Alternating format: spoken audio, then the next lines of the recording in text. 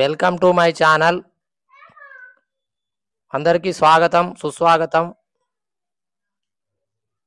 పోటీ పరీక్షలకు ప్రత్యేకం. Please subscribe, like and share my channel. పోటీ పరీక్షల అభ్యర్థులకు మరియు అందరికీ స్వాగతం. నా ఛానల్ తరపున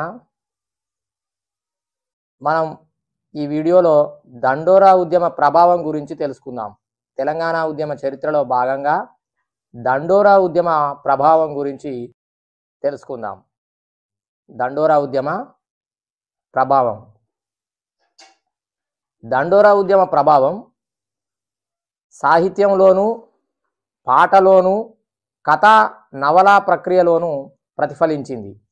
దండోరా ఉద్యమ ప్రభావం సాహిత్యంలోను, పాటలోను, కథా నవలా ప్రక్రియల్లోనూ ప్రతిఫలించింది. గుండె డప్పు కనకయ్య రాసిన మేమిట్లుండం రచన తెలంగాణ మాండలికంలో మాదిగ సంస్కృతిని, మాదిగ జీవన విధానాన్ని ఆవిష్కరించింది. దండోరా ఉద్యమం శ్రామికుల సంఘాల్లో కొత్త చైతన్యాన్ని తెచ్చింది. ప్రజల భాగస్వామ్యం ధ్యేయంగా తరిమెల్ల నాగిరెడ్డి ఖమ్మంలో 1968లో ఏర్పాటు చేసిన ఉద్యమం మొదలుకొని 1978లో జగిత్యాల జైత్రయాత్ర 1978లోని జగిత్యాల జైత్రయాత్ర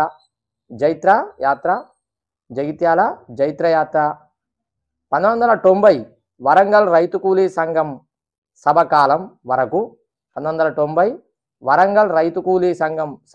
వరకు పల్లెల్లో అణగారిన కులాల ప్రజల్ని చైతన్యపరిచే ప్రయత్నం జరిగింది. 1969 ఉద్యమ పాఠాలను దృష్టిలో పెట్టుకొని వృత్తిపరమైన వివక్ష కేంద్రంగా వివిధ పార్టీలు, సంఘాలు ఉద్యమం నడిపాయి. ఈ కాలంలోనే తెలంగాణపై విస్తృతంగా రచనలు, సాంస్కృతిక రూపాలు వచ్చాయి. విప్లవ రచయితల సంఘం కొత్త పంతాను ఎంచుకుంది. వాటి నేపథ్యంలో నుంచి వచ్చిన గద్దర్, అందెశ్రీ, గోరేటి వెంకన్న, విమల, దరువు ఎల్లన్న, రసమయి బాలకిషన్, వరంగల్ రవిలు సాంస్కృతిక కళారూపాల ద్వారా తెలంగాణ ప్రజల్లో చైతన్యాన్ని మేల్కొల్పారు. వేల కొద్ది ప్రదర్శనలు, ధూమ్ధామ్లు, సీడీలు, కరపత్రాల ద్వారా తెలంగాణ ఉద్యమాన్ని వ్యాప్తి చేశారు. సామాజిక న్యాయం కోసం తెలంగాణ అనే అంశం ప్రధాన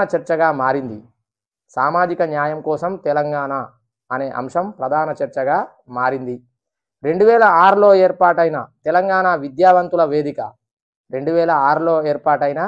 తెలంగాణ విద్యావంతుల వేదిక చాలా ఇంపార్టెంట్ పాయింట్ ఇది.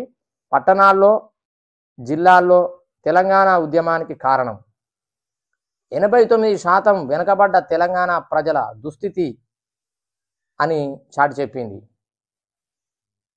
2006లో ఏర్పాటైన తెలంగాణ విద్యావంతుల వేదిక పట్టణాల్లో, జిల్లాల్లో తెలంగాణ ఉద్యమానికి కారణం 89% వెనుకబడ్డ తెలంగాణ ప్రజల దుస్థితి అని చాటి చెప్పింది. కేవలం 11% అగ్రకుల పెత్తందారులే దీనికి కారణమని చెప్పింది. 2001లో తెలంగాణ సమరయోధుడు కొండా లక్ష్మణ్ బాపూజీ ఇంటిలో కె చంద్రశేఖరరావు ఆధ్వర్యంలో తెలంగాణ రాష్ట్ర సమితి ఆవిర్భవించగా తెలంగాణ అంశం ఎలక్టోరల్ అంశమైంది. కేసీఆర్ సారథ్యంలో అన్ని ఎన్నికల్లో దళితులు తెలంగాణ అంశానికి కట్టుబడి సమర్థించారు. విశ్వవిద్యాలయాలు, అన్ని కుల సంఘాలు, విద్యార్థి ఉపాధ్యాయేతర జాయింట్ యాక్షన్ కమిటీలు ఏర్పడ్డాయి. కాటికాపర్ల సంఘాలు వంటి సంఘాలు తెలంగాణ ఉద్యమంలో ఉత్సాహంగా పాల్గొన్నాయి. నీళ్లు, నిధులు, నియామకాల ఎజెండాతో ప్రారంభమైన తెలంగాణ రాష్ట్ర ఉద్యమంలో కుల సంఘాలన్నీ మమేకమై పోరాడాయి. ప్రముఖ ఆంధ్రజ్యోతి పత్రిక తెలంగాణ ఉద్యమాన్ని కుల సంఘాల తెలంగాణగా అభివర్ణించింది. చాలా ఇంపార్టెంట్ పాయింట్ ఇది. ప్రముఖ ఆంధ్రజ్యోతి పత్రిక తెలంగాణ ఉద్యమాన్ని కుల సంఘాల తెలంగాణగా అభివర్ణించింది. కుల సంఘాల తెలంగాణగా అభివర్ణించింది. తెలంగాణ పోరాటంలో కవులు, కళాకారులు, రచయితల పాత్ర ఎంతో మహత్తరమైనది. ప్రత్యేక తెలంగాణ ఉద్యమానికి అనేక కళారూపాలు, రచనలతో ఉత్తేజపరిచిన వారెందరో ఉన్నారు. వారిలో ముఖ్యులైన గద్దర్, గోరేటి వెంకన్న, అందెశ్రీ, రసమయి బాలకిషన్, గంటా చక్రపాణిల జీవనం, పోరాట వివరాలను కొంత తెలుసుకుందాం. గద్దర్గా పిలువబడే గుమ్మడి విఠలరావు 1949 సంవత్సరం తూప్రాన్లో లక్ష్మమ్మ, శేషయ్య దంపతులకు జన్మించాడు. గద్దర్ 1969 ఉద్యమంలో బుర్రకథల ద్వారా ప్రజల్లో చైతన్యం కలిగించారు. గద్దర్ 1969 ఉద్యమంలో బుర్రకథల ద్వారా ప్రజల్లో చైతన్యం కలిగించారు. కమ్యూనిస్టు ఉద్యమానికి ప్రభావితుడైన జననాట్య మండలిని 1972లో స్థాపించాడు. కమ్యూనిస్టు ఉద్యమానికి ప్రభావితుడైన గద్దర్ జననాట్య మండలిని 1972లో స్థాపించాడు. 1984లో తన బ్యాంకు ఉద్యోగానికి రాజీనామా చేసి విప్లవ ఉద్యమంలో మమేకమై దళితుల రక్షణ, భూ పోరాటాల్లో పాల్గొన్నాడు. విప్లవ భావజాలాన్ని ఒగ్గు కథలు, వీధి భాగోతం, ఎల్లమ్మ కథల ద్వారా వ్యాప్తి చేశాడు. కొంతకాలం రహస్య జీవితాన్ని గడిపి గద్దర్ జననాట్య మండలి ద్వారా తన వాణి తెలంగాణ పల్లెల్లో వినిపించాడు. మలిదశ తెలంగాణ ఉద్యమంలో మహత్తర పాత్ర పోషించాడు. 2010 అక్టోబర్లో తెలంగాణ ప్రజా ఫ్రంట్ ఏర్పరిచి గ్రామాల్లో, పట్టణాల్లో తెలంగాణ ఆవశ్యకతను చాటి చెప్పాడు. ప్రజాయుద్ధ నౌకగా గద్దర్ పేరు పొందాడు. గద్దర్ పాడిన అమ్మా తెలంగాణమా ఆకలి కేకల రాజ్యమా, గద్దర్ పాడిన అమ్మా తెలంగాణమా ఆకలి కేకల రాజ్యమా, చాలా ఇంపార్టెంట్ పాయింట్ ఇది. గద్దర్ పాడిన అమ్మా తెలంగాణమా ఆకలి కేకల రాజ్యమా మలిదశ ఉద్యమంలో తెలంగాణ వాదుల్లో ఉత్తేజం కలిగించింది. గోరటి వెంకన్న గురించి తెలుసుకుందాం. గోరటి వెంకన్న ప్రజాకవిగా ప్రసిద్ధి పొందిన ఇతడు ప్రగతిశీల సాహిత్య ఉద్యమం చేత ప్రభావితుడై విప్లవ పాటల్ని పాడి విద్యార్థులను ఉత్తేజపరిచాడు. తెలంగాణ జిల్లాల్లో ప్రపంచీకరణ ప్రభావాన్ని కళ్ళకు కట్టేలా పల్లె కన్నీరు పెడుతుందో కనిపించని కుట్రల పాటతో సామాజిక స్పృహ కల్పించాడు. సహజ కోకిల అనే బిరుదుతో అందెశ్రీ గురించి తెలుసుకుంటున్నాం మనం. సహజ కోకిల అనే బిరుదుతో అందెశ్రీ వరంగల్ జిల్లా మద్దూరులోని రేకుర్తి గ్రామానికి చెందినవాడు. వ్యవసాయ కూలీగా పనిచేసిన అందెశ్రీ మట్టి మనుషుల జీవితాలకు, సాహిత్యానికి, భాషకు అద్దం పట్టారు. కాకతీయ విశ్వవిద్యాలయం చేత గౌరవ డాక్టరేట్ పొందిన అందెశ్రీ రాసిన జయ జయ హే తెలంగాణ గీతం తెలంగాణ వైభవాన్ని తెలుపుతూ ప్రజల్లో పోరాట స్ఫూర్తిని నింపింది. రసమయి బాలకిషన్ గురించి తెలుసుకుంటున్నాం. రసమయి బాలకిషన్ 1985లో రసమయి జానపద కళా సమితి ఏర్పాటు చేసి వందల పాటలు పాడారు. పాటల ద్వారా తెలంగాణలో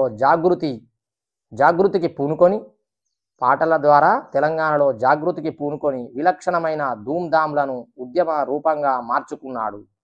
2002 సెప్టెంబర్ 30న మొదటి ధూమ్ధాం నిర్వహించి ఇతర కళాకారులందరినీ ఒకే వేదికపైకి తీసుకువచ్చాడు. ఇది చాలా ఇంపార్టెంట్. 2002 సెప్టెంబర్ 30న మొదటి ధూమ్ధాం నిర్వహించి ఇతర కళాకారులందరినీ ఒకే వేదికపైకి తీసుకొచ్చాడు. ఊరు తెలంగాణ వచ్చేదాకా, తెలంగాణ గలం వంటి ఆడియో కేసెట్ల ద్వారా తెలంగాణ వాంఛను తెలిపాడు. మల్లేపల్లి లక్ష్మయ్య గారి గురించి తెలుసుకుందాం. మల్లేపల్లి లక్ష్మయ్య తెలంగాణ విద్యావంతుల వేదికలో క్రియాశీలకంగా వ్యవహరించాడు. 1994లో 1994లో సెంటర్ ఫర్ దళిత్ స్టడీస్ చాలా important point. Centre for Dalit studies స్థాపించి తెలంగాణ దళితుల అధ్యయనాల్ని చేపట్టాడు. అధ్యయనాల్ని చేపట్టాడు.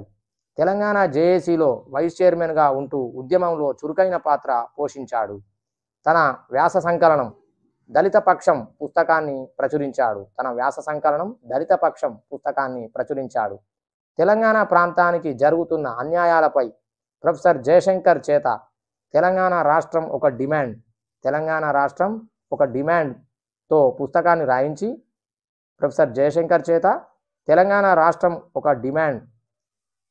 రాయించి మల్లేపల్లి రాజం మెమోరియల్ ట్రస్ట్ తరపున ప్రచురించాడు. గంటా చక్రపాణి 1980 నుంచి గంటా చక్రపాణి గురించి తెలుసుకుంటున్నాం. గంటా చక్రపాణి 1980 నుంచి ఆంధ్రజ్యోతి పత్రికలలో పనిచేసి ఘంటాపథం పేరుతో కాలం నిర్వహించాడు. అంబేద్కర్ ఓపెన్ యూనివర్సిటీ ప్రొఫెసర్గా, రిజిస్ట్రార్గా, డైరెక్టర్గా బాధ్యతలు నిర్వహించారు.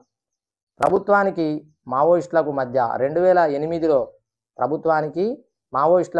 2008లో చర్చలు జరపడానికి ఏర్పడ్డ శాంతి కమిటీలో సభ్యుడు. బడుగు బలహీన వర్గాల పక్షాన అనేక ఉద్యమాల్ని నిర్వహించాడు. తెలంగాణ ఉద్యమాల్లో అనేక ఉద్యమ సంస్థలకు, ఉద్యమకారులకు, రాజకీయ పార్టీలకు, వివిధ సంఘాల సలహాదారునిగా తెలంగాణ ఉద్యమంలో కీలక పాత్ర పోషించాడు. శ్రీకృష్ణ కమిటీ కూడా తన రిపోర్ట్లో అగ్రకులేతర ప్రజల సామాన్య ఆకాంక్షను గుర్తించింది. చాలా ఇంపార్టెంట్. శ్రీకృష్ణ కమిటీ కూడా తన రిపోర్ట్లో అగ్రకులేతర ప్రజల సామాన్య ఆకాంక్షను గుర్తించింది. రాజకీయ పార్టీ నాయకుల వైఖరిని ప్రశ్నించే విధంగా వీరి ఉద్యమం మారింది. వివిధ దళిత సంస్థలు శ్రీకృష్ణ కమిటీని కలిసి ఆంధ్ర తెలంగాణ దళితుల విద్యా ఉపాధి నియామకాల్లో వ్యత్యాసాలను, తెలంగాణ దళితులు ఆంధ్రప్రదేశ్ రాష్ట్ర ఏర్పాటు వల్ల ఏ విధంగా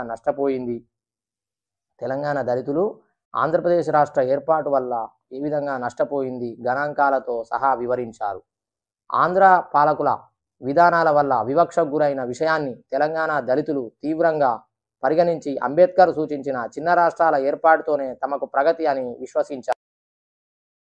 దళిత బహుజనులు కేవలం పోరాటాల ద్వారానే ప్రత్యేక తెలంగాణ రాష్ట్రం సాధ్యమని నమ్ముతూ దళిత బహుజన నాయకత్వమే సరైన నాయకత్వమని ముందుకు కదిలారు. 2009 డిసెంబర్ 9న చిదంబరం ప్రకటన తర్వాత మరుసటి రోజు అనగా 2009 డిసెంబర్ 10న ఉస్మానియా ఆర్ట్స్ కాలేజీ ప్రాంగణంలో దాదాపు 5 లక్షల మందితో నిర్వహించిన తెలంగాణ విద్యార్థి గర్జన సభ దళిత బహుజన విద్యార్థి నాయకత్వంలో జరిగింది. 2009 డిసెంబర్ 9న ప్రకటనతో జయాంధ్ర ఉద్యమం ఉధృతమై ఆంధ్ర నాయకుల బ్లాక్మెయిల్ రాజకీయాల ఫలితంగా కేంద్రం 2009 డిసెంబర్ 23న చిదంబరంతో 2వ ప్రకటనను చేయించింది. ఈ ప్రకటనకు వ్యతిరేకంగా ఉద్యమించినది దళిత బహుజనులే. 2011 ఫిబ్రవరి 21న నిర్వహించిన చలో